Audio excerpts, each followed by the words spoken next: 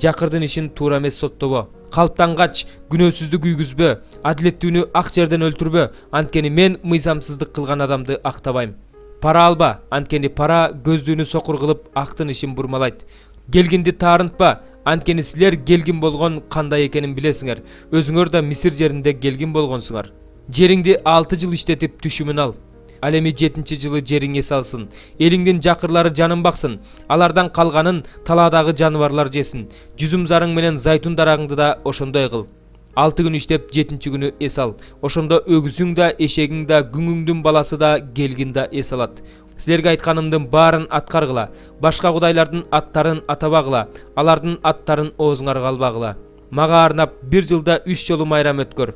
Ачыткысыз нан майрамын өткөрүп тур. Мен сага буйругандай абыт айынын белгиленген убагында 7 күн ачыткысыз нан же. Анткени ошол убакта Мисирден чыккансың. Эч ким менин алдыма куру кол келбесин. Талаага эккениңдин 1-чи түшүмүн алганыңда түшүм майрамын өткөр. Жылдын аягында түшүм жыйнаганыңда да түшүм майрамын өткөр. Эгедер Теңирдин алдына бардык эркек аттууларың жылына 3 жолу келсин. Мага арнап чалган курмандыгыңдын канын ачыткы кошулган нан менен бирге алып келбе. Мага арнап чалган майрамдык курмандыктын майы эртең мененкиге калбасын. Жериңден алган 1-чи түшүмүңдү Кудай Теңириңдин үйүнө алып кел. Улакты өз энесинин сүтүнө бышырба.